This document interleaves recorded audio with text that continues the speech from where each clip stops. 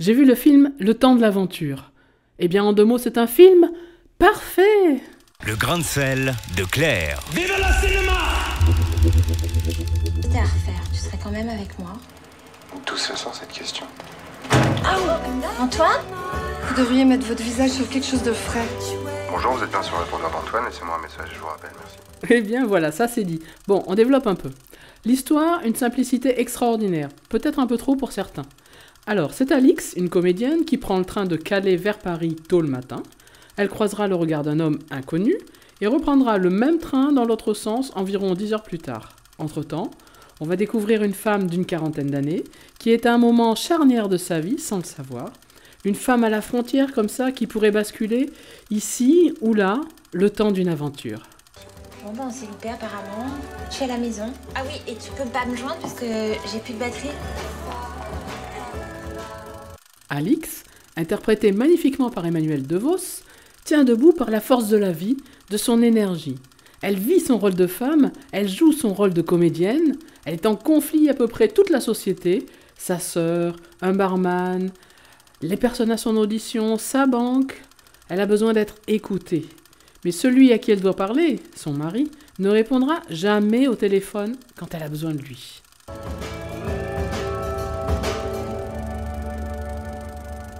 Alors, pour une fois, Alix va se laisser entraîner à suivre ses envies. L'homme du train l'intrigue, sa tristesse l'intrigue. Elle va le retrouver dans Paris. Il est en deuil d'une ancienne relation. Intrigués, tous les deux, un coup de cœur réciproque dans un moment inopportun. Alix va suivre, provoquer cet homme, se confier, l'aimer et partager cette journée avec cet inconnu. Excusez-moi, parlez-vous anglais?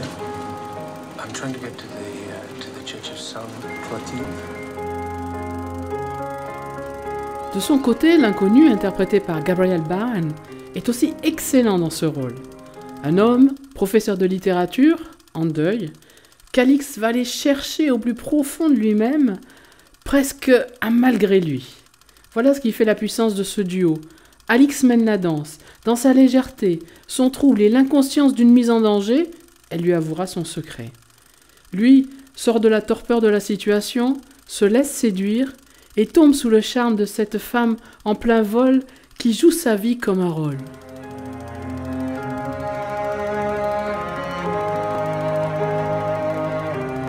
Why did you come here today?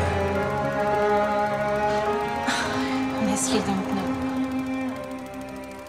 De cette histoire si simple, Jérôme Bonnel a su tout saisir. Le jeu de l'hésitation, de l'approche, du coup de cœur, et puis l'intimité d'un couple qui se découvre l'un l'autre dans les rues de Paris où tout paraît alors joyeux. J'ai rarement vu un homme qui regarde une femme avec autant de sincérité, tout en étant figé par son rôle d'homme mûr et triste. Les regards, les gestes, les premières caresses, les approches d'Emmanuelle DeVos sont simplement parfaits. Encore fallait-il savoir les filmer et les monter. Il y a de l'évidence, du réalisme. Enfin, on retrouve ce que l'exception française signifie aussi. Il y a un peu de Romy Schneider et de Sami Frey dans ce couple perché qui vole des moments de bonheur à la réalité. C'est un film comme on en a tous dans le cœur. Alors merci Jérôme Bonnel pour ce très joli moment. Cela m'a fait me souvenir cette nuit magique et essentielle où j'ai pris sa main dans la mienne. C'était dans ma voiture et nous roulions une nuit vers Saint-Malo. I should go. It's better. It's the first time I've cheated on my boyfriend. I don't think I want to know that. Voilà pour ce très joli moment. Merci Jérôme Bonnel. Allez, j'arrête mon cinéma comme disait papa et je vous souhaite une excellente séance.